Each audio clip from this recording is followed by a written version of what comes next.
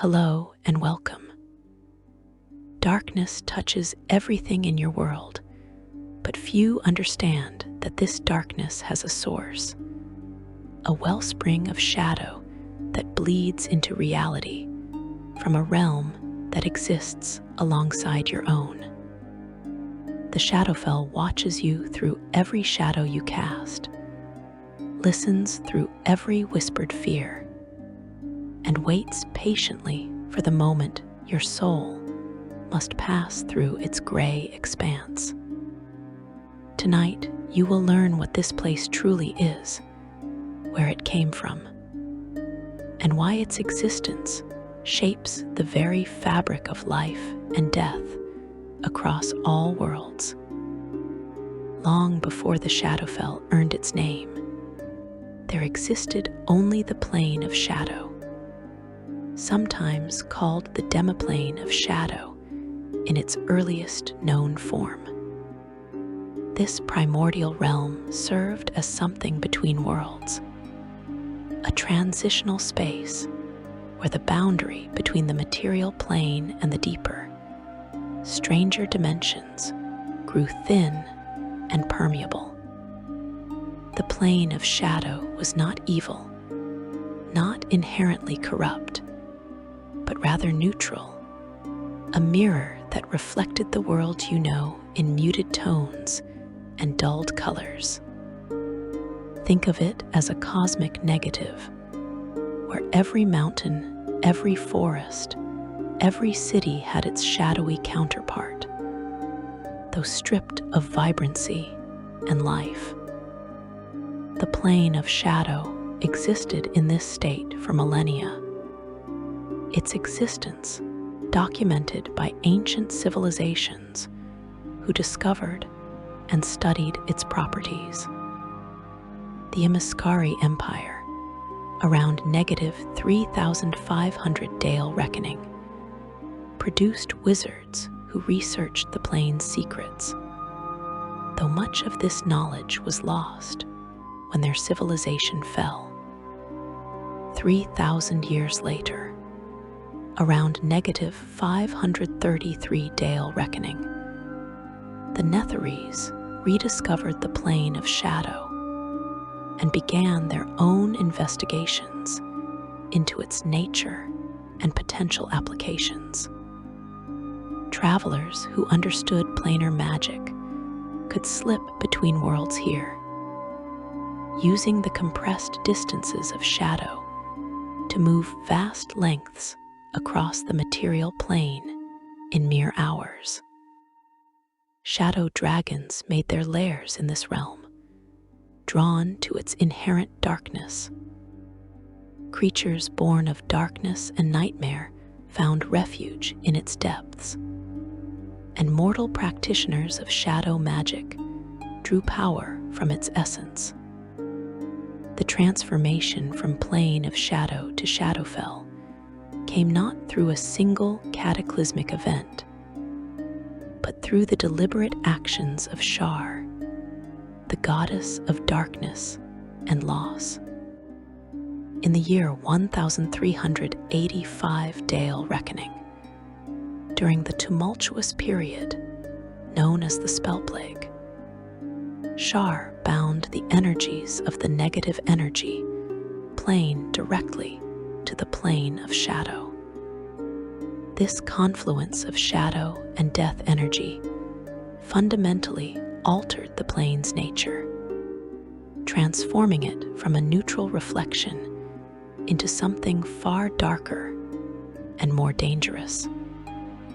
Shar dubbed her creation the Shadowfell, establishing it as a center of her divine power and a realm where death and shadow intertwined inseparably. The transformation occurred gradually, yet inexorably across the plane. The plane of shadow darkened, its gray reflection of reality taking on deeper, more oppressive tones. Where once it simply muted colors and dulled sensations, it now actively drained vitality and hope from those who entered. The neutral mirror became a realm suffused with negative energy, with the essence of endings and sorrow.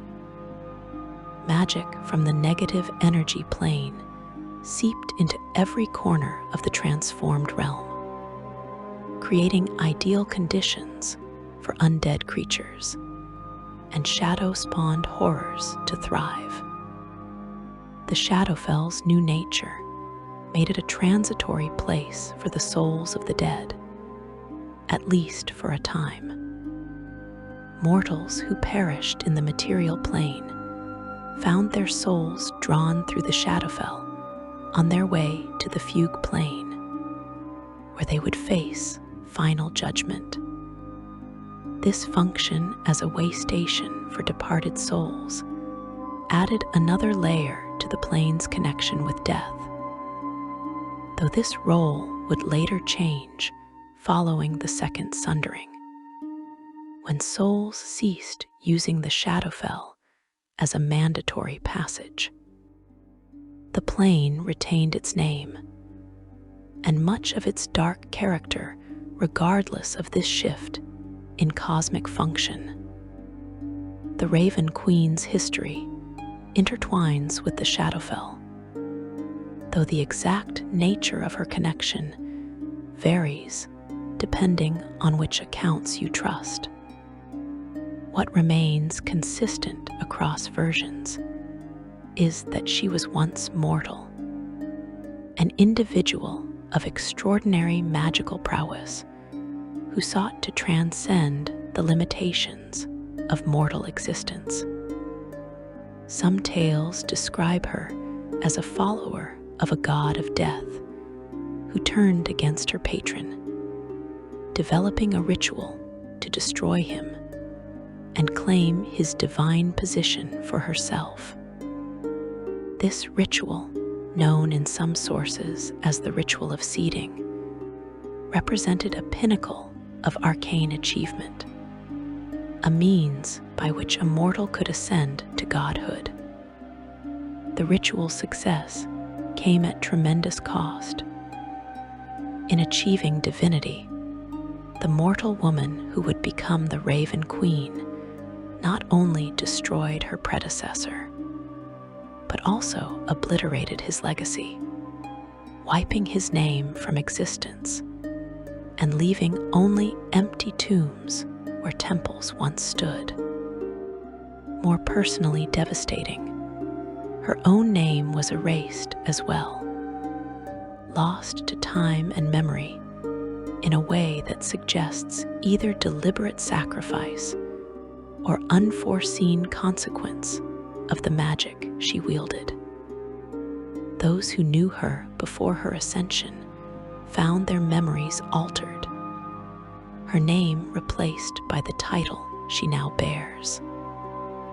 The Raven Queen claimed her domain within the Shadowfell after Shar's transformation of the plane, though whether she did so by agreement with Shar or through her own power remains unclear. She established Letherna, a fortress of ice and shadow, as her divine realm within the plane.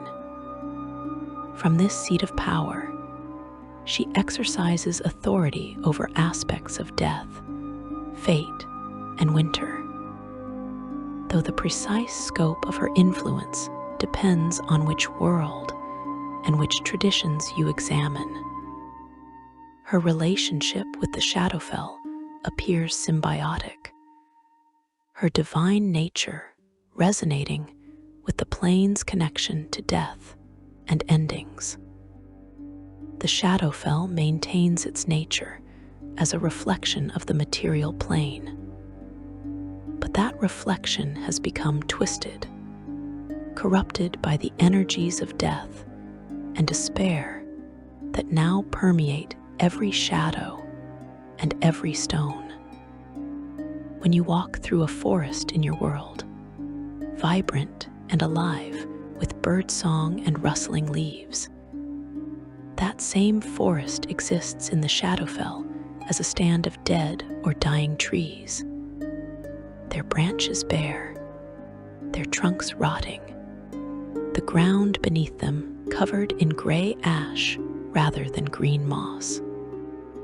Cities that bustle with commerce and conversation in the material plane appear in the Shadowfell as crumbling ruins or dark mockeries of civilization.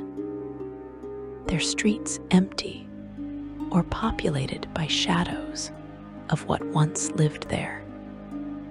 This reflection operates on a fundamental level of planar mechanics. The Shadowfell does not simply copy the material plane, but exists in a state of sympathetic resonance with it, connected by invisible threads of shadow that link every object and location to its darker counterpart. When a great city rises in your world, its shadow equivalent gradually forms in the Shadowfell, built from concentrated darkness and negative energy rather than stone and mortar.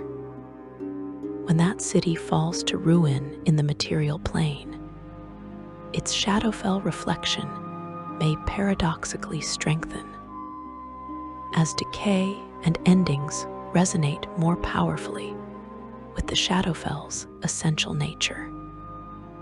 The distance between these two planes remains thin, far thinner than the barriers separating your world from the elemental planes or the celestial realms. Shadow crossings exist throughout both planes, places where the boundary becomes so permeable that creatures and even landscapes can slip between worlds. These crossings often form in locations touched by death or darkness. Ancient battlefields where thousands perished, forests where shadow lies deep and sunlight rarely penetrates, or ruins of civilizations long forgotten. A traveler who knows the signs can find these crossings and step from bright reality into gray shadow in a single stride. Yet this proximity carries danger. The Shadowfell does not remain contained within its own boundaries, content to exist as a separate realm.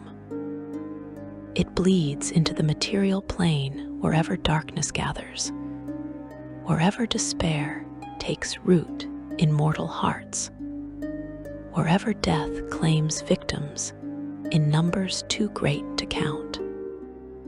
Shadow magic draws its power directly from the Shadowfell, channeling that plane's essence into your reality. Undead creatures, especially those formed from shadow itself, serve as anchors for Shadowfell energy, pulling that realm's corruption into the living world. The Shadowfell's creation through Shar's intervention exacted costs that ripple through the multiverse even now, centuries after the transformation. The plane of Shadow's neutral nature provided essential balance in the cosmic order, a space between extremes where travelers could move without facing the hostile environments of purely elemental or aligned planes. Its transformation into the Shadowfell disrupted that balance, introducing a realm of negative energy and despair where once there was only dimness and quiet. Creatures native to the plane of shadow found their home changed beyond recognition. Some adapted, their forms warping to match the Shadowfell's darker nature, becoming the sorrow-sworn and other manifestations of pure anguish. Others fled to different planes, or retreated to isolated pockets where the old nature of shadow still held sway. The shadow dragons who laired in this realm discovered their territory invaded by undead and darker things, forcing them to choose between defending their domains or abandoning them entirely. The elves who followed the Raven Queen and bound themselves to her service suffered profound transformation.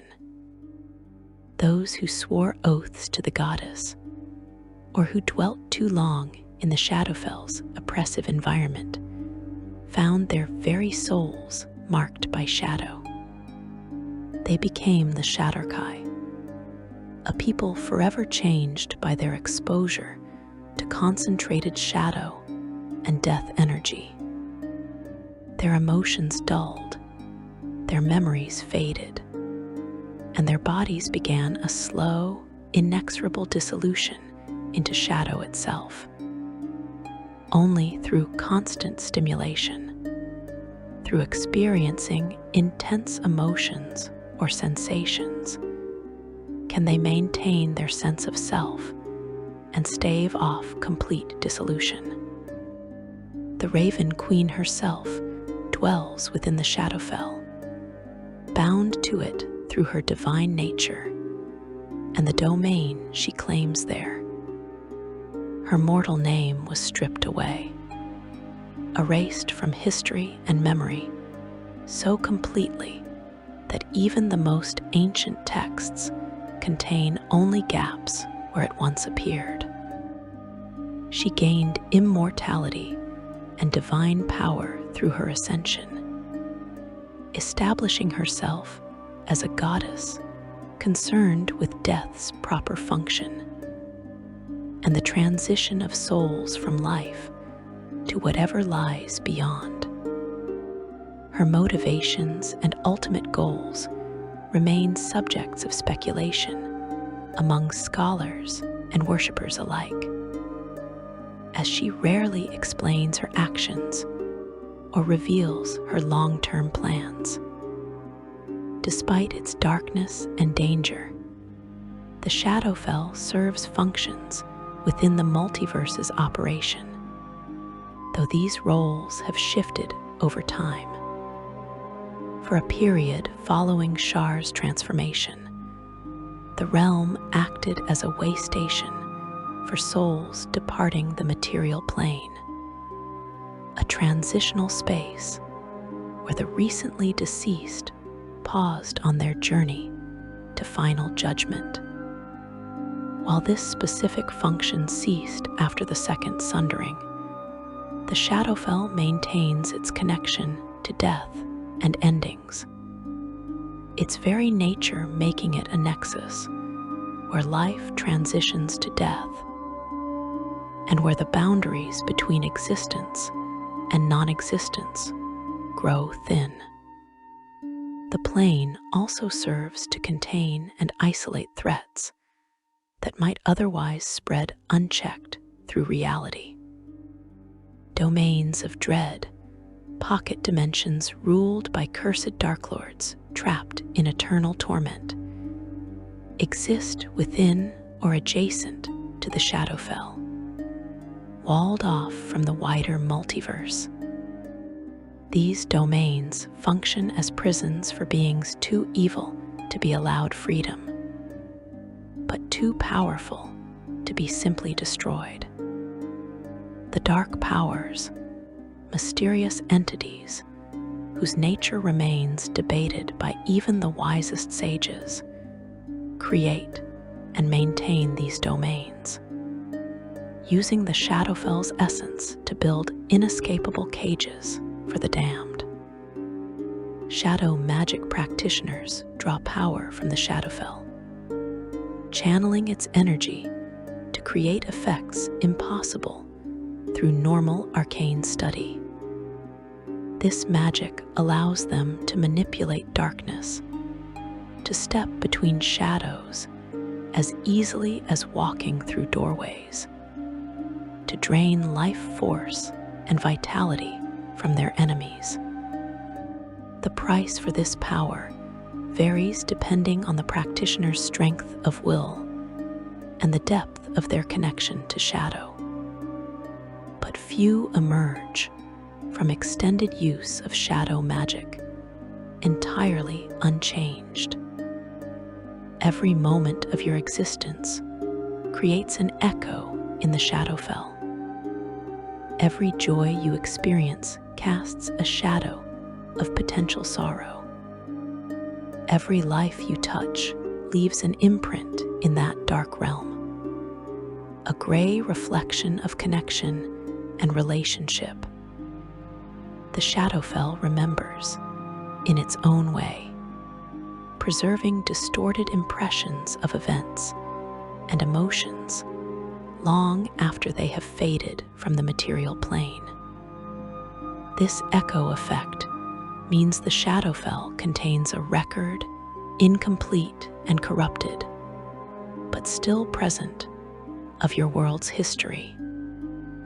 Ruins that have crumbled to dust in the material plane might still stand, partially intact, in their Shadowfell reflections.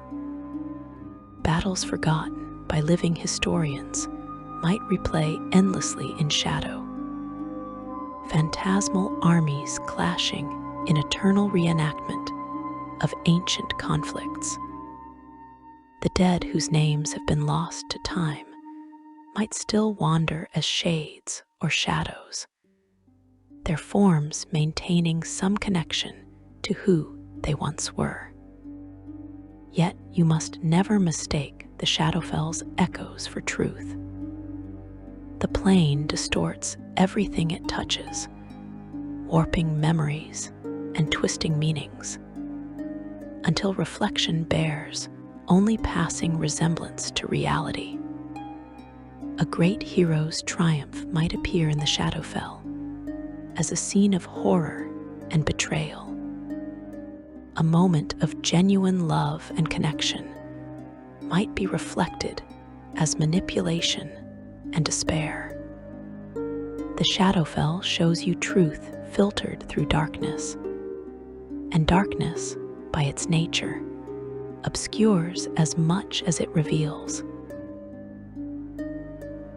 Section 2. The Dark Geography and Domains of Dread. You step through the veil now, crossing from the bright world you know into the perpetual twilight of the Shadowfell itself. Your eyes struggle to adjust, not to darkness complete, but to a gray half-light that never brightens into day and never deepens into true night.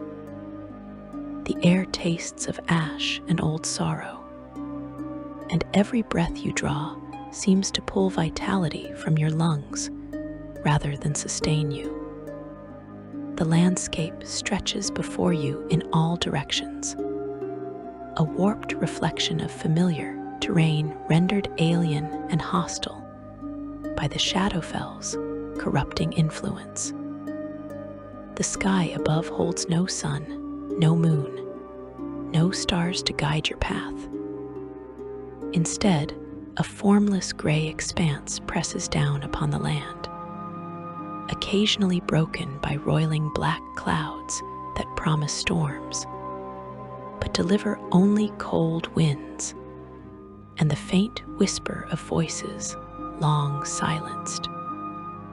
Distance becomes difficult to judge in this perpetual gloom, as the lack of proper shadows makes depth perception unreliable.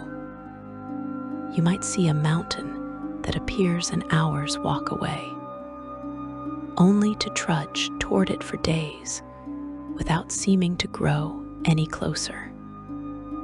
The Shadowfell's terrain mirrors the material plane, but transforms it according to principles of decay and despair. Forests become tangles of leafless trees with bark that crumbles at your touch, their branches reaching toward the gray sky like skeletal fingers. Rivers run black and sluggish, their waters cold enough to burn your skin, and nothing living swims in their depths. Mountains rise as jagged silhouettes against the oppressive sky, their peaks shrouded in mists that smell of grave dirt and forgotten things. Even the ground beneath your feet feels wrong, neither quite solid nor yielding, as if the earth itself has lost the will to maintain its integrity. Travel through the Shadowfell proves treacherous in ways, both physical and psychological. The plane's connection to death and negative energy means that spending time here slowly drains your vitality, leaching color from your skin and warmth from your bones. Your emotions begin to dull after extended exposure, joy becoming harder to feel, hope fading like morning mist under a sun that never rises. Even your memories start to blur at the edges, important details slipping away like water through grasping fingers. The Shadowfell does not merely threaten your body, but erodes your very sense of self, pulling you inexorably toward the same gray emptiness that fills the plane itself. Yet within this realm of universal gloom, certain locations stand out, places where the Shadowfell's nature concentrates into something more than mere reflection of reality. These are the cities and fortresses, the domains and territories claimed by those powerful or desperate enough to carve out existence in this hostile realm. Some of these places serve as refuges for travelers caught between worlds, while others function as prisons more secure than any constructed in the material plane. Gloomrot rises from the Shadowfell's gray plains as the plane's largest and most infamous city, a metropolis of shadow and stone that sprawls across miles of dark landscape. The city earned its name honestly, for gloom weighs upon every street and structure, pressing down on visitors and residents alike with almost physical force. Yet despite this oppressive atmosphere, Gloomrot thrives in its own dark way, serving as a primary hub of civilization within the Shadowfell. Merchants trade here, though their goods run toward the macabre and the melancholy, items that reflect the plane's dark nature and serve those who dwell in eternal twilight. The architecture of Gloomrot reflects the Shadowfell's nature, while displaying surprising sophistication and craft. Buildings rise in Gothic spires and arches, their stones absorbing light rather than reflecting it.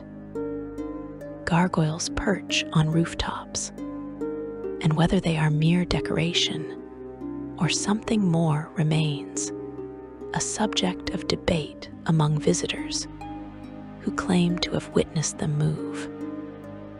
The streets wind in patterns that defy logical city planning, sometimes looping back on themselves or leading to destinations that should not connect based on the distances traveled. The city contains several distinct districts, each with its own character. The Raven's Nest serves as a religious center, dominated by a temple where Shadar-kai priests perform rituals honoring the Raven Queen. The Market of Whispers sees traders from across the plains, exchange goods and information, their conversations conducted in hushed tones. Other quarters house the city's permanent residents, a mixture of Shadar-kai, shadow-touched humans, and stranger beings who have adapted to life in perpetual twilight. Power in Gloomrot rests not with a single ruler, but with competing factions who maintain an uneasy balance of influence. Various organizations control different aspects of city life, from magical research to commerce to spiritual authority. This could imply that Gloomrot's stability depends less on strong central leadership and more on the mutual recognition among powerful groups that open conflict would damage everyone's interests. Dangers in Gloomrot come not from open warfare or obvious threats, but from the subtle erosion of hope and identity that the Shadowfell inflicts on all who dwell within it. Citizens struggle against the plane's soul-draining influence, seeking experiences intense enough to remind them they still exist as individuals rather than fading into gray anonymity. This desperation drives some to take extreme risks, pursuing dangerous pleasures, or testing themselves against the monsters that lurk in the city's darker corners. Others simply give in to the numbness, becoming hollow shells that go through the motions of life without truly living.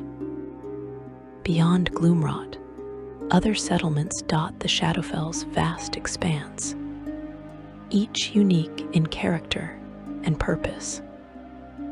Evernight stands as a dark reflection of the great city of Neverwinter from the material plane, mirroring that bustling metropolis in layout and general structure, but draining away all warmth and vitality. Where Neverwinter's streets bustle with merchants and adventurers, Evernight's avenues echo with the footsteps of undead and the whispers of lost souls. The city serves as an important shadow crossing, allowing those who know the proper rituals to step from Neverwinter into Evernight and vice versa, though few make the journey willingly. The buildings of Evernight mirror those of Neverwinter in disturbing detail. A inn that serves warm meals and cold ale in the material plane exists in Evernight as a crumbling structure where spectral patrons reenact meals eaten long ago, their phantom food providing no sustenance to living travelers. A temple dedicated to a god of light and healing appears in Evernight as a desecrated shrine where shadows gather. This precise mirroring makes Evernight particularly unsettling for visitors from Neverwinter. As they walk streets they know intimately, but find every familiar landmark transformed into something dark and wrong. Leatherna, the Raven Queen's divine realm, exists as a fortress within the Shadowfell.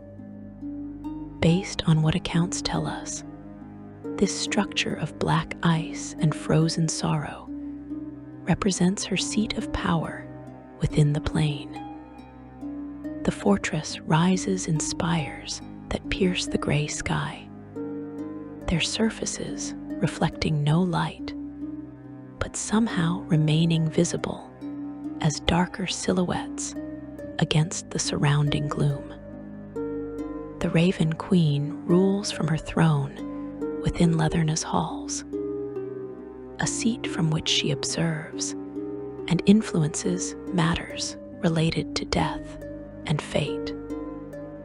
Her Shadar-kai servants attend her, carrying out her commands with devotion, even as their own identities slowly dissolve in the face of their service. This could suggest that service to the Raven Queen, while granting purpose and direction, comes at the cost of gradual loss of self, a price the Shadar-kai pay willingly, or perhaps cannot refuse once they have sworn their oaths. Leatherna's halls reportedly contain archives of memory, collections of knowledge gathered from souls that have passed through the Shadowfell. Or from other sources, the Raven Queen has accumulated over her divine existence. The exact nature and contents of these archives remain known only to the goddess and her most trusted servants. Visitors to Leatherna, on the rare occasions the Raven Queen permits such intrusion, describe the fortress as beautiful in a cold, austere way, impressive in its precise construction, yet utterly devoid of warmth. The domains of dread represent the Shadowfell's darkest aspect, pocket dimensions of concentrated evil and suffering that exist within or adjacent to the main plane.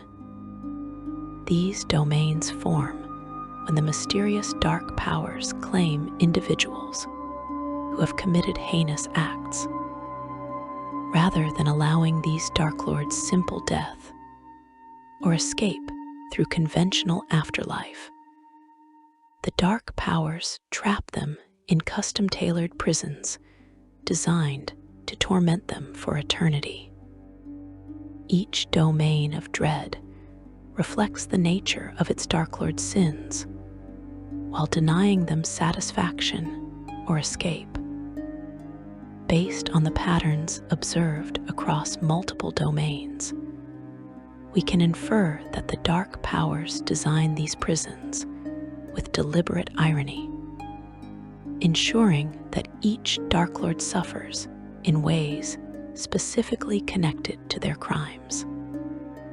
A tyrant who ruled through fear might find himself lord of a domain whose citizens cannot be permanently controlled, forcing him to watch his authority undermined endlessly. The dark powers craft these prisons with what appears to be cruel precision, though their ultimate purpose in doing so remains unknown. The most infamous of these domains remains Barovia, a realm of Gothic horror ruled by the vampire Strahd von Zarovich. This domain traps not only its Dark Lord, but also innocent souls drawn from the material plane. Mortals who find themselves suddenly surrounded by Barovia's eternal mists, with no memory of how they arrived. The domain's borders remain sealed by impenetrable fog that turns back all attempts at escape, while Strahd rules from Castle Ravenloft. His curse involves an endless pursuit of a reincarnated love who cannot return his affection. And even when he succeeds in claiming her, circumstances conspire to tear her away, forcing him to begin his pursuit anew in an eternal cycle. Other domains number in the dozens, each with its own Dark Lord and particular flavor of torment. Some domains exist as entire kingdoms with their own populations and histories, while others comprise only a single building or small village. The domain of Mordant features a town plagued by ghostly manifestations. The domain of Lamordia contains a frigid landscape where experiments in creating life produce only monstrous failures. Each domain operates according to its own internal logic, rules established by the dark powers to maximize their Dark Lord's suffering. The mists that border these domains sometimes reach out into both the Shadowfell and the material plane, pulling unsuspecting victims into the domains of dread. These mists respond to the dark power's will, selecting victims based on criteria that observers have been unable to determine with certainty. Adventurers might be traveling a well-known road when fog rolls in unexpectedly, and when it clears, they find themselves trapped in a domain of dread with no clear path home. The mists also prevent escape, surrounding each domain's borders and turning back those who attempt to flee. Shadow crossings, those places where the boundary between the Shadowfell and material plane grows permeable enough to traverse, exist throughout both realms. These crossings form naturally in locations resonant with death, darkness, or despair.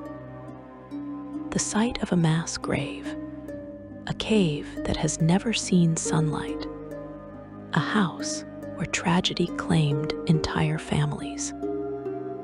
Some crossings remain stable for centuries, marked by those who know their locations, and used by planar travelers as consistent routes between worlds. Others open temporarily, responding to specific conditions or events before sealing once more. Recognizing a shadow crossing requires knowledge of the signs that mark planar boundaries. The air grows noticeably colder as you approach, cold that penetrates through magical protection and heavy clothing alike. Shadows deepen and seem to move independently of the objects casting them, reaching toward the crossing point as if drawn by invisible force. Sound becomes muffled and distant, as if your ears have been packed with cotton, and your own voice seems to come from far away rather than your throat. At the crossing's exact center, reality itself appears thin, the Shadowfell visible like an image painted on translucent silk. Crossing between planes through these portals proves simple in theory, but dangerous in practice. You must step forward with clear intent, willing yourself through the boundary rather than simply walking through the space. The transition takes only a moment, but feels longer, as if you are stretching yourself across a distance, your consciousness existing simultaneously in both planes before snapping fully into one or the other. The danger comes not from the crossing itself, but from what might be waiting on the other side, as creatures from both planes often lurk near crossings, preying on travelers caught between worlds. Section 3. Denizens of Shadow and Sorrow.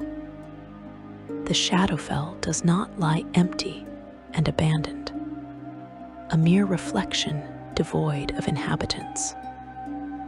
Life, if such a word can apply to existence, in this realm of death and darkness, persists here in forms both familiar and alien.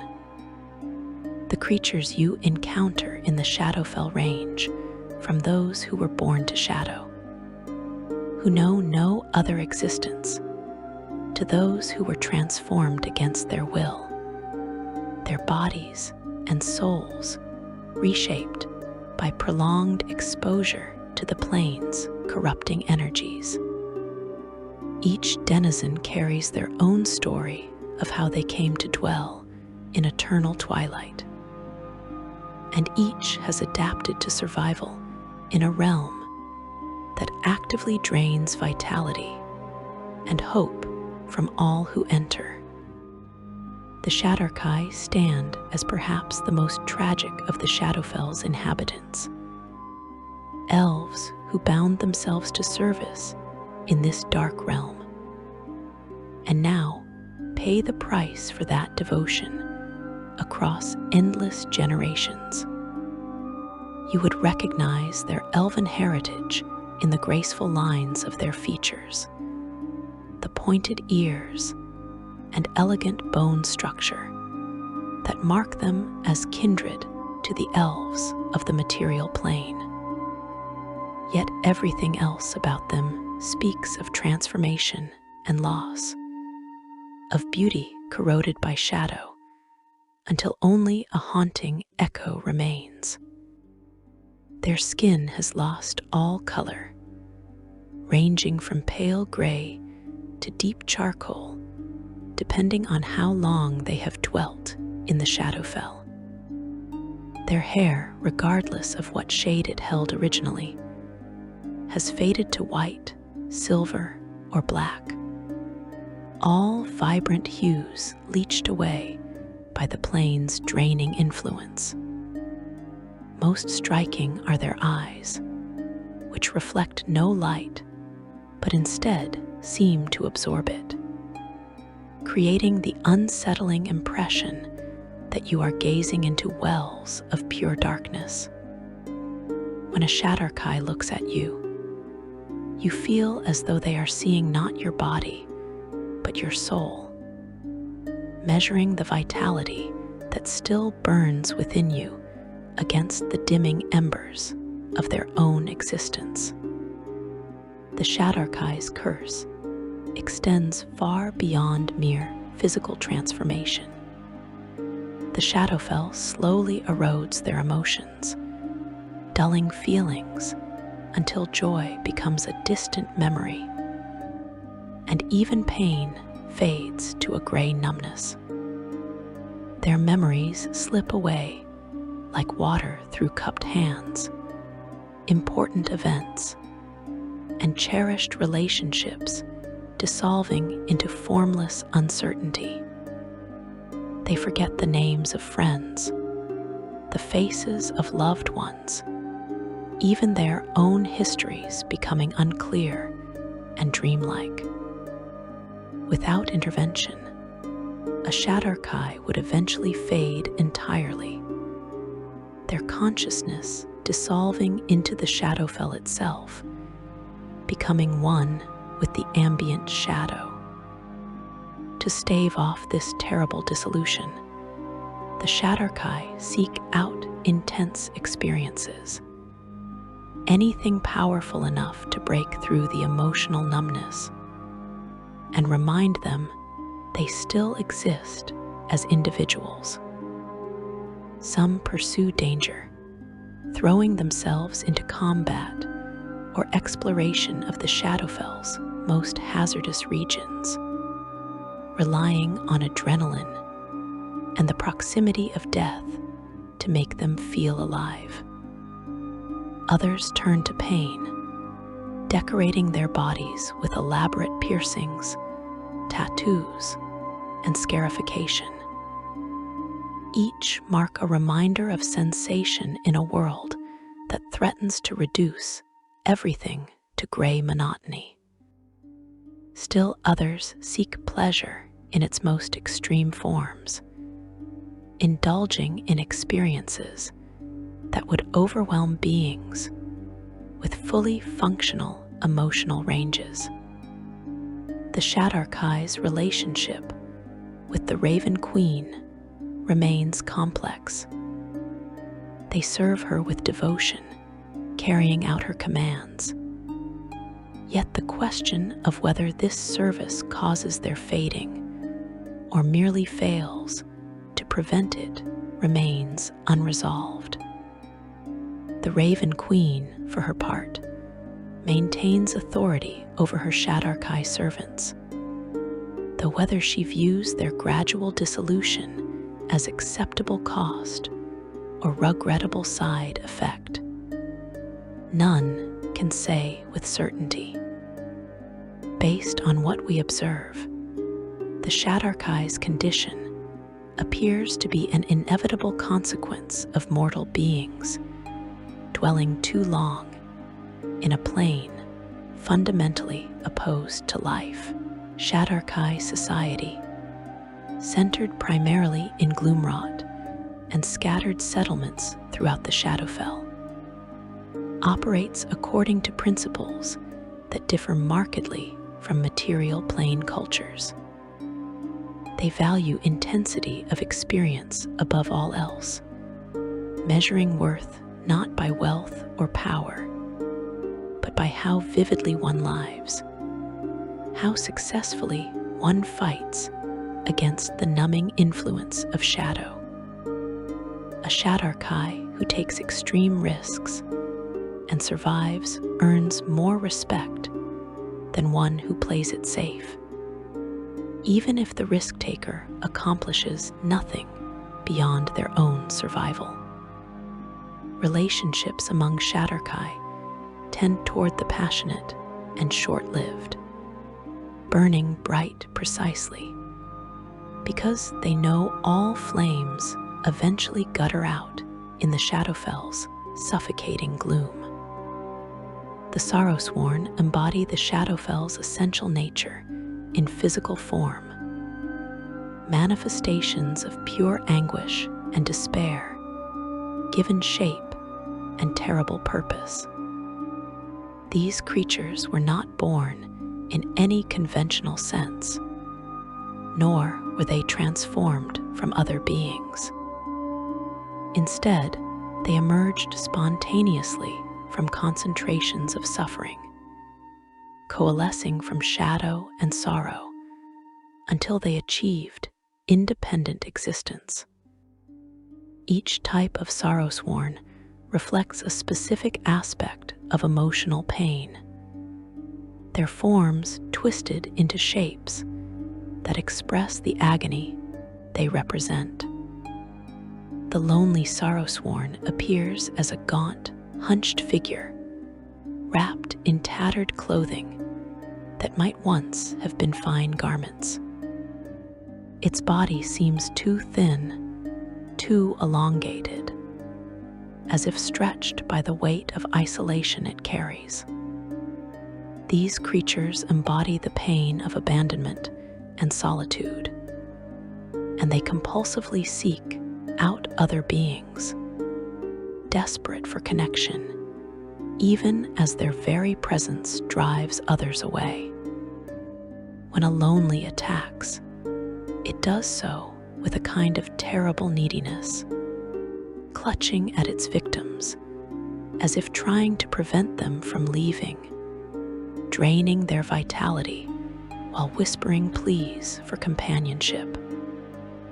The angry appears as a mass of muscle and rage, barely contained within a humanoid form. Its body covered in wounds that constantly weep but never fully heal. Spikes of bone protrude from its flesh at painful angles, and its face contorts in a permanent expression of fury. This Sorrowsworn embodies wrath in its purest form, anger divorced from any specific cause or target, simply existing as a fundamental force of destruction. The angry attacks with reckless abandon, uncaring of its own injuries, driven only by the need to inflict harm as a reflection of the pain it eternally suffers. The wretched crawls rather than walks, its body broken and twisted as if crushed by unbearable weight. Multiple heads sprout from its misshapen torso, each wearing a different expression of misery: grief, shame, guilt, self-loathing. This creature represents depression and self-directed pain, the suffering that comes from within rather than from external sources. When the wretched encounters other beings, it attempts to share its misery, infecting victims with despair that saps their will to resist or even to continue living. The lost appears almost normal at first glance, resembling a confused traveler who has wandered too far from home. Only upon closer inspection do the wrongnesses become apparent. Its features constantly shift and blur, as if unable to settle on a consistent form, and it moves with jerky, disconnected motions like a puppet with tangled strings. This sorrow-sworn embodies the pain of losing oneself, of identity dissolution, and the terror of not knowing who or what you are. Its attacks steal memories and sense of self, leaving victims confused and uncertain, unable to remember why they came to the Shadowfell or even their own names. The hungry manifests as an emaciated figure with a grotesquely distended belly and a mouth far too large for its face, filled with multiple rows of needle-sharp teeth. This creature represents insatiable need, desire that can never be satisfied no matter how much it consumes. The hungry devours everything it encounters, but nothing fills the void within it. And so it continues eating endlessly, driven by a hunger that transcends physical necessity and becomes pure existential craving. Sorrow-sworn serve no master and follow no commands, driven only by the specific anguish they embody. They wander the Shadowfell aimlessly, drawn to locations or beings that resonate with their particular form of suffering. A person experiencing profound loneliness might attract the lonely, while someone consumed by rage draws the angry. The sorrow-sworn attack not out of malice, but out of a compulsion to share their pain, to make others understand the specific torment they represent. Defeating a sorrow-sworn provides only temporary relief, as new ones continuously form from the Shadowfell's ambient despair. Shadows and wraiths, undead creatures formed from death energy and darkness, infest the Shadowfell in numbers that would overwhelm any material plane region. Shadows appear as vaguely humanoid silhouettes of pure darkness, devoid of features or distinguishing characteristics, moving with unsettling fluidity across any surface. They hunger for the life force of living beings, draining strength and vitality with their touch, slowly transforming victims into new shadows to join their ever-growing numbers.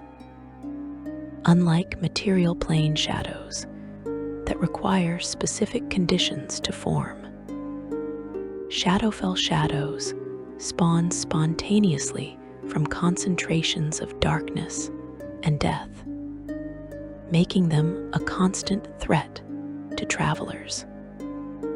Wraiths represent a more powerful and malevolent form of shadow undead. The spirits of individuals who died with such hatred or unfinished business that their souls refused to move on to proper afterlife. These creatures appear as ghostly figures wrapped in tattered shrouds of shadow, their faces twisted into expressions of eternal rage and malice. A wraith's touch does not merely drain physical strength, but targets the victim's life force directly, aging them years in seconds, and potentially killing them outright if they lack sufficient fortitude to resist. Those slain by wraiths rise as specters under the wraith's control, adding to its growing army of undead servants. The Shadowfell's nature makes it an ideal spawning ground for undead of all varieties. The plane's ambient negative energy provides sustenance for creatures that feed on death and decay, allowing them to exist indefinitely without the need for mortal victims. Skeletons and zombies wander the gray wastes, animated by the plane's pervasive death magic rather than through deliberate necromancy. Ghouls gather in packs, their hunger for flesh never satisfied, but never quite strong enough to drive them to complete madness. Wights and specters claim territories and defend them from intrusion, building small kingdoms of undeath in the ruins of Shadowfell cities. Nightwalkers stride across the Shadowfell as titans of destruction, towering undead giants formed from concentrated negative energy and shadow. These creatures stand 20 feet tall or more, their bodies composed of absolute darkness that seems to draw in and extinguish light itself. A Nightwalker's mere presence creates an aura of death, wilting plants, extinguishing flames, and causing living flesh to necrotize. When a Nightwalker attacks, it does so with devastating efficiency, capable of crushing buildings and scattering armies with sweeps of its massive shadowy limbs. Despite their power, Nightwalkers lack true intelligence, functioning more as forces of nature than thinking beings.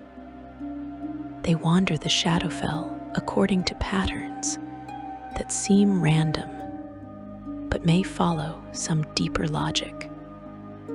This could imply that Nightwalkers serve as the Shadowfell's own mechanisms for eliminating threats to the plane's integrity or destroying areas where too much life energy has accumulated. Alternatively, they might be abandoned creations, powerful but flawed beings left to wander by whatever force or entity brought them into existence. The Raven Queen maintains her own court, and servants beyond the Shadar-kai who worship her, beings specifically created or recruited to serve her divine purposes. Her ravens, the most numerous and visible of her servants, fly throughout the Shadowfell carrying messages and gathering information for their mistress. These are not normal birds, but rather psychopomps, spirits given avian form to guide souls through the transition from life to death. Each raven possesses intelligence equal to or exceeding human levels, though they rarely speak except to deliver their goddess's commands. The Sorrowsworn, despite their chaotic nature and lack of direct allegiance, serve purposes that align with the Shadowfell's fundamental character. They maintain the plane's atmosphere of despair through their very existence, though whether this serves the Raven Queen's interests or simply reflects the plane's nature remains unclear. Some particularly powerful Sorrowsworn have developed enough awareness to recognize the Raven Queen's authority, though they do not worship her in any conventional sense. Shadow Mastiffs hunt in packs across the Shadowfell, creatures resembling massive hounds composed of living shadow. These beasts serve various masters, from Shadar-kai nobles who train them as guards and hunting companions to powerful undead who command them through force of will. A shadow mastiff's howl causes fear in all who hear it, a primal terror that bypasses conscious thought and strikes directly at the survival instinct. Their bite delivers shadow energy that weakens and sickens victims, making escape nearly impossible once a pack begins pursuit. Dark dancers drift through the Shadowfell's perpetual twilight, fey creatures twisted by shadow into mockeries of their former beauty. These beings appear as graceful humanoids wreathed in ribbons of living darkness, moving with hypnotic fluidity that draws the eye and captivates the mind. Dark dancers feed on emotion and memory, dancing around their victims while slowly draining away everything that makes them individuals. Those who watch a dark dancer's performance for too long find themselves compelled to join the dance, swaying in rhythm until exhaustion or the dark dancer's hunger finally claims them. Meanlocks lurk in the Shadowfell's darkest corners, small humanoid creatures born from mortal fear given physical form. These beings stand no taller than a child, but possess strength far beyond what their size would suggest. Meanlocks psychically torment their victims, projecting terrifying illusions and feeding on the fear these illusions generate. A person subjected to prolonged Meanlock attention may eventually transform into a new Meanlock themselves, their humanity consumed by the terror they experienced. Section 4. The Weave of Shadow Magic and Death. Power flows through the Shadowfell like blood through veins, a dark current of magic fundamentally different from the arcane forces you might manipulate in the material plane. Shadow magic does not simply cast darkness or create illusions of shadow, though it can accomplish both these effects with ease. Instead, it taps into the essential nature of the Shadowfell itself, channeling the plane's connection to death, endings, and the spaces between existence. When you reach for shadow magic, you are not merely casting a spell, but forming a temporary link to a realm that actively drains life and hope from all who enter it. The sensation of channeling shadow magic differs markedly from conventional spellcasting, where standard arcane magic might feel like drawing water from a well or kindling a flame, shadow magic feels cold and heavy, as if you are pulling something thick and resistant through your body. The magic resists your will initially, testing your resolve, and only flows freely once you prove your dominance over it. This resistance serves a purpose, as shadow magic carries inherent dangers that can corrupt or destroy practitioners who lack sufficient strength of will. Shadow magic grants practitioners the ability to manipulate darkness as if it were a physical substance. You can shape shadows into solid barriers, create temporary weapons forged from condensed darkness, or craft armor that absorbs light and renders you nearly invisible in dim conditions. These constructs feel real to the touch, possessing weight and texture despite being formed from nothing more than shadow. And they can interact with physical objects in ways that normal darkness cannot. A shadow blade cuts as cleanly as steel. A shadow wall stops arrows and swords, and shadow bindings hold prisoners as securely as iron chains. Teleportation through shadow represents one of shadow magic's most valued abilities.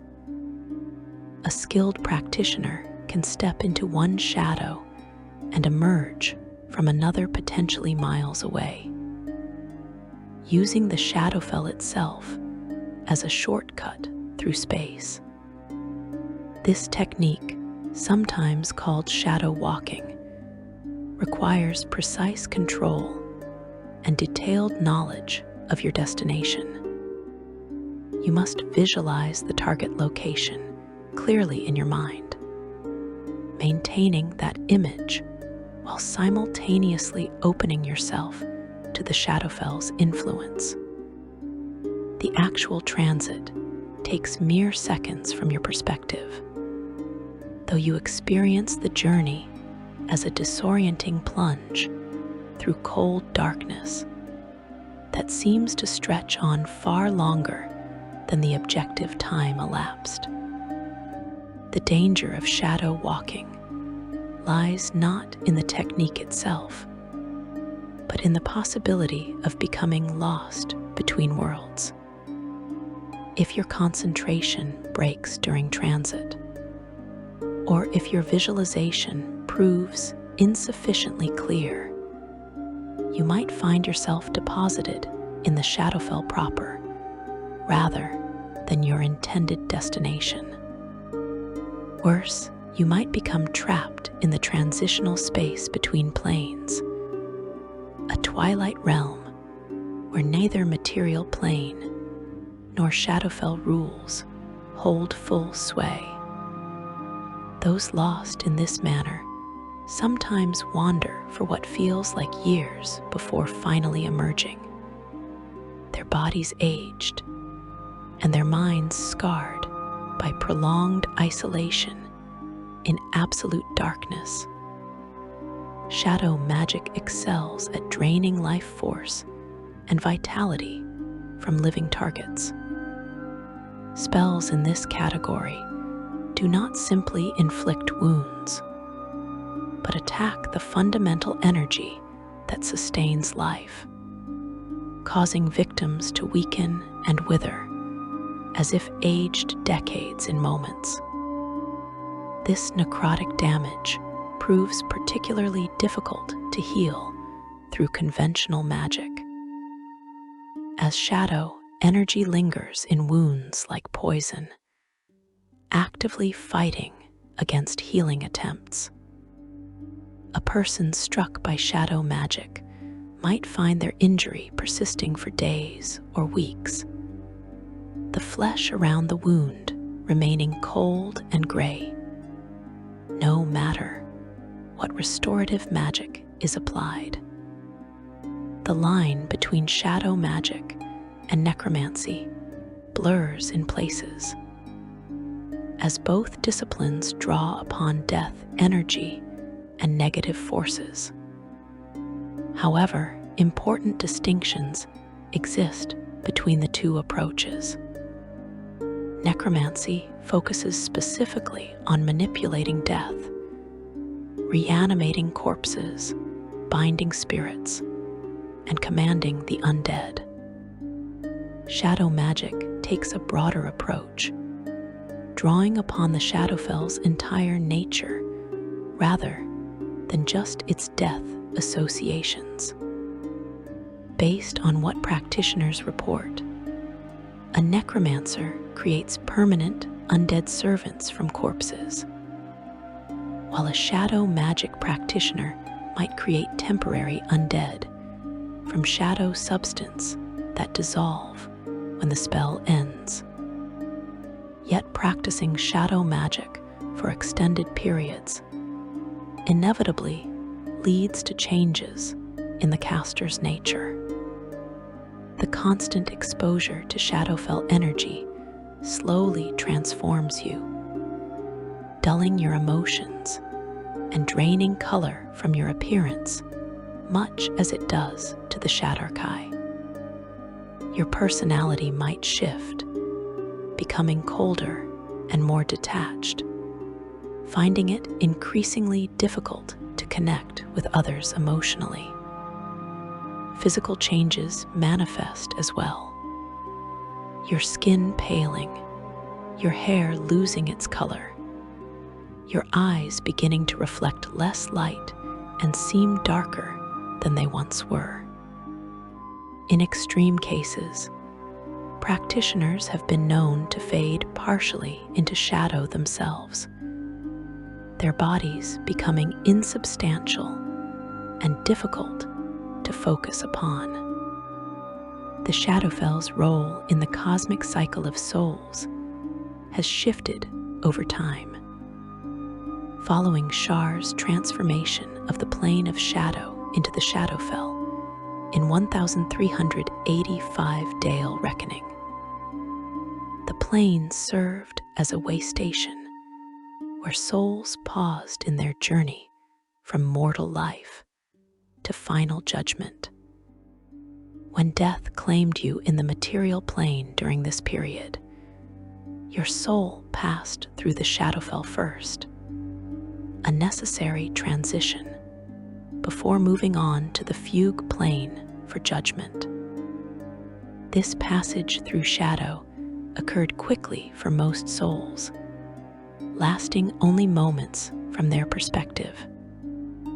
You would have experienced it as a period of confusion and disorientation, your mortal memories and identity feeling distant and dreamlike as the Shadowfell's nature worked upon your soul. The plane stripped away false memories and delusions maintained during life, preparing consciousness for what came next. This process, while necessary, proved uncomfortable and sometimes painful as parts of identity dissolved. Following the second sundering, this function changed. Souls no longer pass through the Shadowfell as a mandatory way station on their journey to afterlife. The plane retained its dark character and its connection to death and endings, but this specific role in soul transition ceased. This could imply that the multiverse's mechanisms for handling departed souls evolved, or that other cosmic forces took over functions the Shadowfell once served. The Raven Queen maintains particular interest in matters of death and the proper transition of souls, though her exact authority and capabilities in this regard depend on which world and which traditions you examine. She opposes those who attempt to cheat death through necromancy or other magical means. When a powerful necromancer binds a soul to prevent it from moving on, or when someone uses resurrection magic in ways she considers improper, she may intervene. She views such interference with death's natural process as disruption of cosmic order. Those who persist in thwarting her may find themselves marked, their souls claimed for her service, when death finally takes them regardless of what afterlife they expected. Some souls become trapped in the Shadowfell, unable or unwilling to complete their journey to proper afterlife. These lingering spirits haunt the gray wastes as ghosts, shadows, or wraiths, their forms sustained by unfinished business, intense emotional attachments, or simple refusal to accept their death. The Shadowfell's nature slowly corrupts these trapped souls, transforming them from whatever they were in life into creatures of pure shadow and despair. A ghost that lingers too long might lose all memory of who it once was, becoming a mindless specter that attacks the living on instinct rather than purpose. The plane's ambient negative energy permeates everything, a constant presence that you would feel as cold emptiness pressing against your skin and soul. This energy represents the opposite of the positive energy that sustains life in the material plane, where positive energy promotes growth, healing, and vitality. Negative energy causes decay, inflicts harm, and drains away the force that animates living beings. The Shadowfell contains vast reserves of negative energy, one of the highest concentrations of it anywhere in the multiverse. This negative energy explains why undead creatures thrive so readily in the Shadowfell. Undead draw sustenance from negative energy, the way living creatures require positive energy, making the Shadowfell an ideal environment for their existence. A zombie that would eventually decay and collapse in the material plane might persist indefinitely in the Shadowfell, sustained by the plane's ambient energies. Powerful undead like vampires and liches find the Shadowfell particularly hospitable, as the negative energy strengthens their abilities and accelerates their natural healing. Living creatures suffer the opposite effect from prolonged exposure to negative energy. You would feel your vitality slowly draining away, your body growing weaker and more fragile, even without suffering any obvious injury. Your natural healing slows or stops entirely. Wounds that should close in days remaining open and raw for weeks. Eventually, the negative energy begins causing actual harm, aging you prematurely and making you more susceptible to disease and poison. Those who spend too long in the Shadowfell without magical protection sometimes waste away entirely, their bodies unable to maintain themselves against the constant drain. The relationship between shadow and death extends beyond mere association into fundamental interconnection.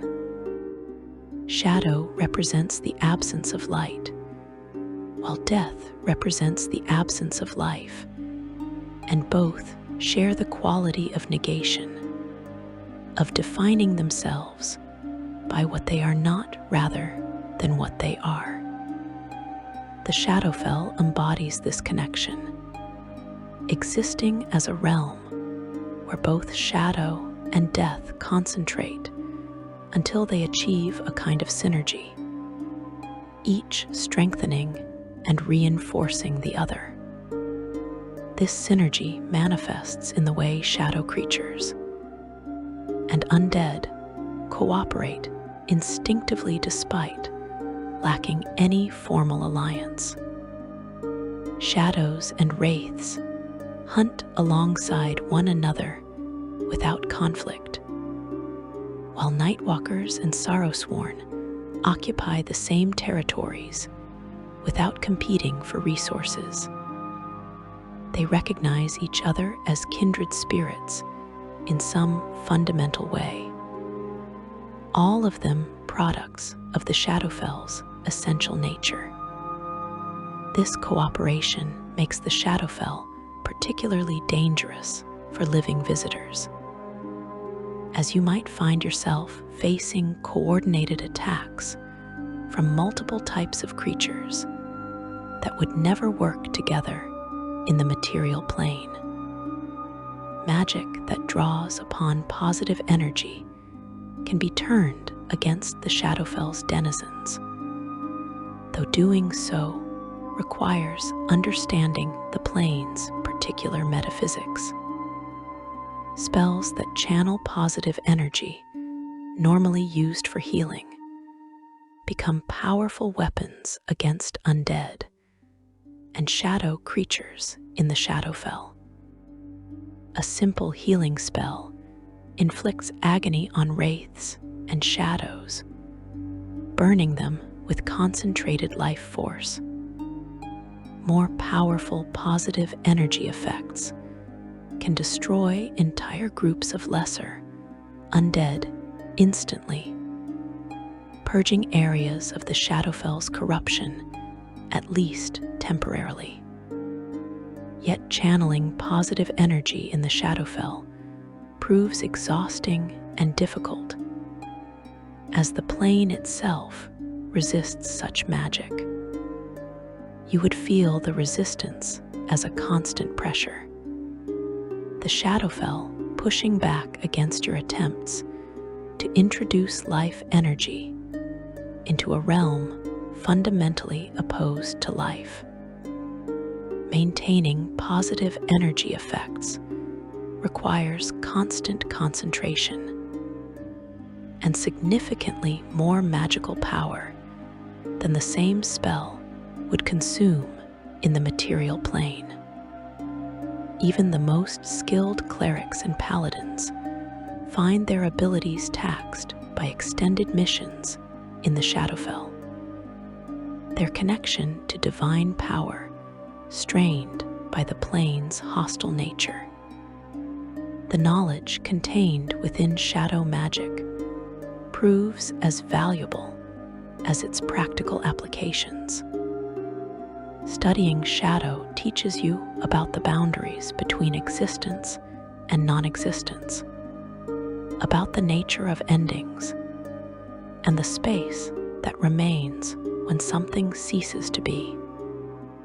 This understanding can lead to insights about magic itself, revealing truths about how reality operates at its most fundamental levels.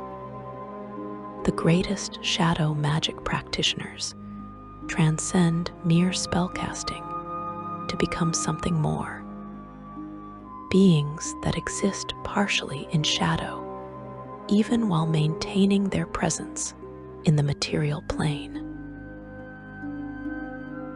Section 5. Mysteries, Powers, and Cosmic Implications. The deepest secrets of the Shadowfell remain hidden even from those who have devoted lifetimes to studying the plane's nature and mysteries. Questions persist that no scholar has answered satisfactorily. Enigmas that grow more complex the more you examine them. Chief among these mysteries are the dark powers, entities whose very existence defies conventional understanding, and whose motivations remain utterly inscrutable despite centuries of speculation and research. The dark powers do not announce themselves or make their presence obvious through direct manifestation. Instead, you would know them only through their effects, through the domains of dread they create and the Dark Lords they torment.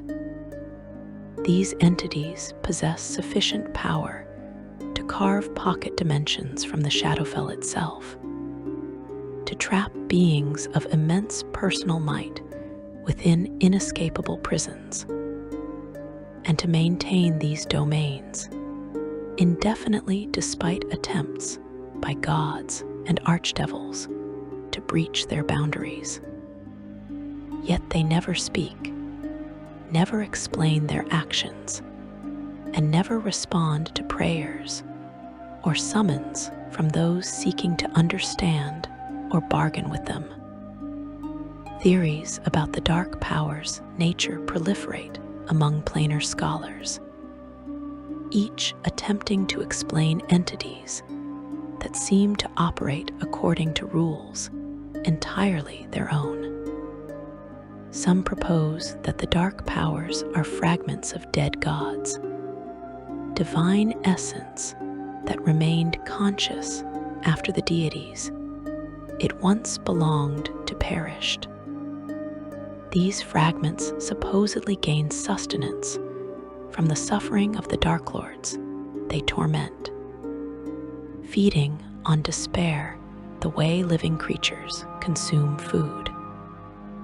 This interpretation could explain their focus on creating personalized torments for each Dark Lord, as fragments of different gods would naturally concern themselves with different types of sin and punishment. Others suggest the dark powers might be the Shadowfell itself, achieving some form of consciousness. The plane's essential nature, given will and purpose. According to this interpretation, the dark powers exist as the Shadowfell's immune system or regulatory mechanism, identifying beings whose evil threatens to upset cosmic balance and isolating them before their corruption can spread. The domains of dread would then serve as quarantine zones, preventing particularly virulent strains of evil from infecting the wider multiverse. Based on the consistent patterns observed in how domains form and function, this theory accounts for why the dark powers seem less like individuals and more like natural forces, operating according to consistent principles, even if those principles remain mysterious to outside observers. A third theory posits that the dark powers are entities from beyond the known multiverse entirely. Beings from dimensions so alien that mortal minds cannot properly perceive or comprehend them. These cosmic outsiders supposedly use the Shadowfell as a laboratory or testing ground, studying evil and suffering the way mortal researchers might study chemical reactions. The Dark Lords become experimental subjects in investigations of morality, punishment, and the nature of redemption, their torment serving purposes that have nothing to do with justice and everything to do with pure knowledge-seeking. Each theory contains elements that seem to fit the observable evidence, yet none explains everything about how the dark powers operate. They demonstrate consistent behavior in some areas, creating domains of dread that reflect their Dark Lord's sins with remarkable precision, yet act capriciously in others, sometimes claiming beings whose crimes seem relatively minor while ignoring truly monstrous villains. They maintain absolute control within their domains, yet never extend their influence beyond those boundaries, content to rule their pocket dimensions without seeking to expand their power. This could imply they either lack the ability to expand or choose not to, for reasons of their own. The relationship between the dark powers and the Raven Queen represents another layer of mystery. Both possess significant influence within the Shadowfell, yet they seem to operate independently without conflict or cooperation. The Raven Queen's domain of Leatherna exists separately from the domains of Dread, and she apparently makes no attempt to claim authority over those pocket dimensions or interfere with the dark powers' activities. Similarly, the dark powers refrain from creating domains within Leatherna or challenging the Raven Queen's authority over matters she claims as her own. This peaceful coexistence might indicate mutual respect between powerful entities that recognize each other's strength. Alternatively, it could suggest they serve complementary rather than competing purposes. The Raven Queen managing matters related to death and fate, while the dark powers handle containment of particularly dangerous evil. Based on what we observe of their non-interference with each other, we can infer that some agreement or understanding exists between them, whether formal or simply born from recognition of territorial boundaries. The Raven Queen's own agenda and ultimate goals remain subjects of intense speculation among those who study divine beings and their motivations. She achieved apotheosis through ambition and calculated risk, transforming herself into a goddess of death through sheer determination and powerful magic. Yet godhood seems to have become less a destination and more a waypoint for her, a position she occupies while pursuing some greater objective that she has never revealed. Her collection of memories from departed souls, as reported by various sources, suggests she seeks specific knowledge, information that can only be gathered by examining countless lifetimes worth of experiences. What knowledge could be so important that a goddess would dedicate eternity to its acquisition remains unknown. This could imply she searches for the secret of transcending divine status itself, seeking to become something beyond even gods. Alternatively, she might hunt for information about the dark powers or other cosmic mysteries, studying souls in hopes of finding someone who possessed true understanding of those enigmatic entities. Another interpretation suggests the Raven Queen seeks knowledge of how to undo her transformation, that she regrets her ascension and desperately searches for a way to reclaim what she lost in becoming a goddess.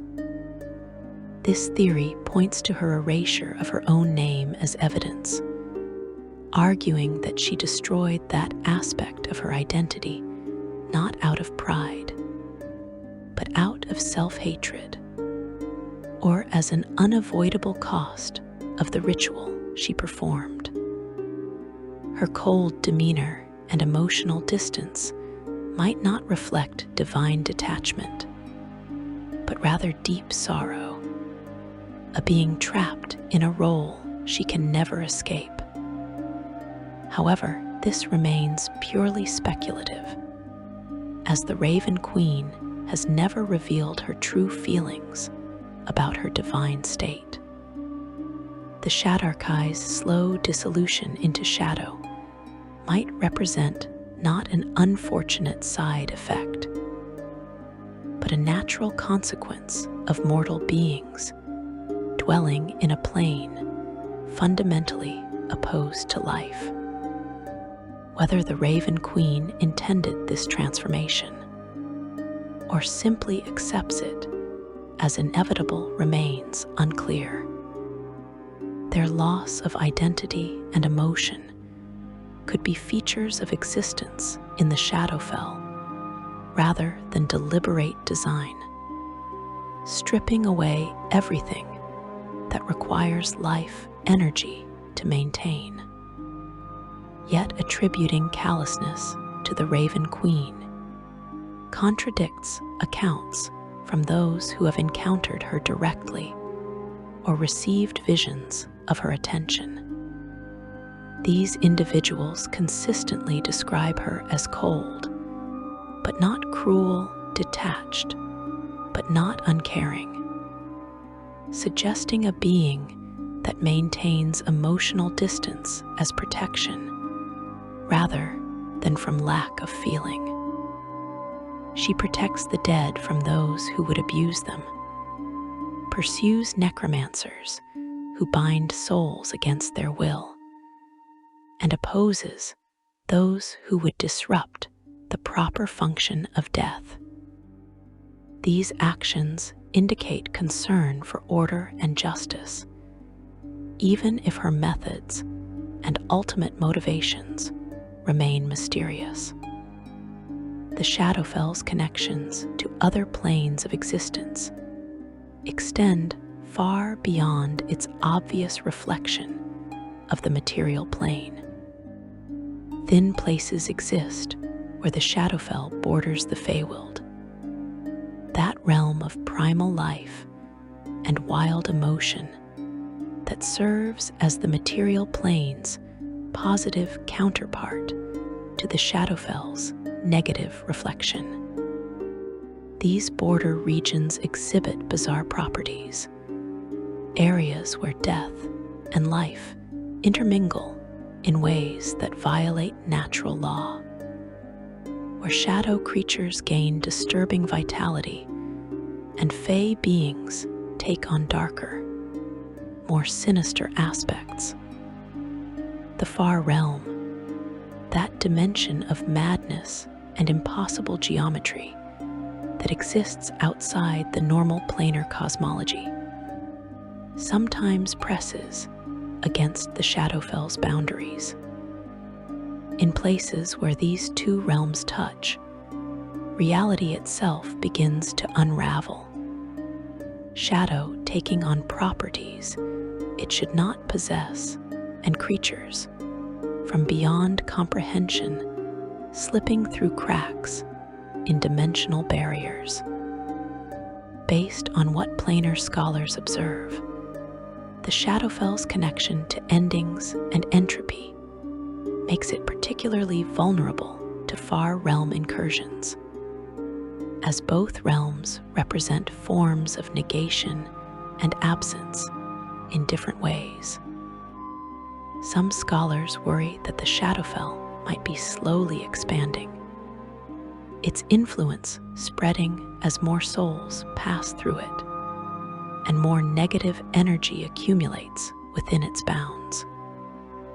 Each death in the material plane strengthens the Shadowfell slightly, adding another mote of death energy to the plane's vast reserves. Each undead creature that persists beyond its natural span creates a connection that allows Shadowfell influence to bleed through. If this expansion continues unchecked, the Shadowfell might eventually consume the material plane entirely, transforming the living world into another gray reflection of itself. However, this represents a theoretical concern rather than observed fact, as measuring planar expansion occurs over timescales that exceed mortal lifespans. Others argue that the cosmic balance prevents such catastrophe, that the Feywild grows in proportion to the Shadowfell's expansion, maintaining equilibrium between life and death, light and shadow. The multiverse supposedly possesses self-correcting mechanisms that prevent any single plane from dominating the others, ensuring that existence continues in its current diverse form, rather than collapsing into homogeneity. The Raven Queen herself might serve as one such balancing mechanism. Her authority over matters of death, ensuring that the Shadowfell receives energy at a sustainable rate, rather than being overwhelmed with excess. The practical implications of the Shadowfell's existence touch every mortal life, whether you realize it or not. Shadow magic proliferates throughout the material plane, practitioners drawing power from the Shadowfell to fuel spells and abilities that would be impossible through conventional arcane study. Shadow crossings allow travel between distant points, making journeys of weeks or months possible in mere hours for those brave or desperate enough to pass through that dangerous realm. The undead that plague civilized lands draw their existence from Shadowfell energy, sustained by connections to that plane of death and darkness. More subtly, the Shadowfell influences mortal psychology and emotion in ways that remain difficult to measure, but compelling to consider. Every shadow you see, every dark corner that makes you nervous, carries a tiny connection to that plane of gloom and despair. Depression and hopelessness might be purely natural responses to life's hardships, or they might represent moments when the Shadowfell's influence touches your mind directly, pulling you toward the same emotional numbness that slowly consumes the Shadar-kai. Joy and hope become acts of resistance against entropy, assertions of life and meaning in a multiverse that includes vast realms of death and emptiness. Understanding the Shadowfell helps you understand existence itself, the cosmic architecture that underlies reality as you experience it. The multiverse operates on principles of balance and opposition, every force met by an equal counterforce, every extreme balanced by its opposite. Life requires death to give it meaning and purpose. Without endings, beginnings lose their significance. Light shines brightest when contrasted against darkness. Shadow defines and shapes illumination. The Shadowfell embodies these principles, existing not as an aberration or corruption, but as a necessary component of a functioning cosmos. Your own mortality connects you to the Shadowfell, whether you wish it or not. When your time in the material plane ends, when age or violence or disease finally claims you, your soul will interact with forces that include the Shadowfell's influence, even if the exact nature of that interaction has changed over time. The Shadowfell represents the space between life and what comes after, the transitional realm where endings occur, and where the boundary between existence and non-existence grows thin enough to cross. In understanding this, you come to recognize that the Shadowfell represents not an enemy of life, but rather the space that gives life meaning, the inevitable ending that makes every moment precious. The Shadowfell waits, as it has always waited, will always wait, patient as only eternal darkness can be patient. Every shadow you cast extends tendrils into that realm. Every night you sleep passes through hours claimed by shadow's dominion. You cannot escape it, cannot avoid it, cannot pretend it does not exist. The Shadowfell forms part of the fundamental reality of your existence, as essential as the ground beneath your feet or the air you breathe. Yet this knowledge need not fill you with dread or despair. The Shadowfell exists, yes, but so do you here and now, alive and aware in the bright world. The contrast between life and shadow makes each more meaningful, each more real. Cherish your vitality knowing it is temporary. Love more deeply because loss is inevitable. Find joy in the moment because moments cannot last forever. The Shadowfell teaches these lessons to all who study it honestly.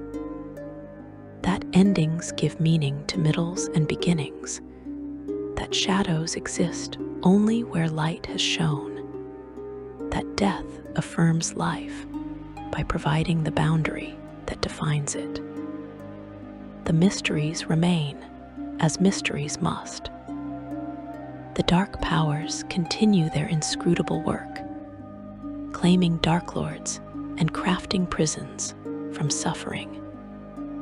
The Raven Queen pursues her unknown goals from her throne of black ice, collecting memories and watching the flow of souls.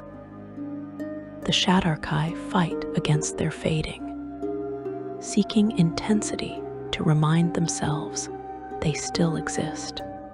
The Sorrowsworn wander, embodying anguish, sharing their pain with all they encounter. And the Shadowfell itself endures, reflecting your world in shades of gray, waiting for the moment when you, too, must pass through its twilight realm. If you enjoyed this deep exploration into the Shadowfell's mysteries and secrets, please consider liking this content and subscribing for more explorations of the hidden lore and forgotten knowledge that shapes your favorite worlds. Until next time, may your shadows remain merely reflections, and may your journey through twilight realms always lead you safely home.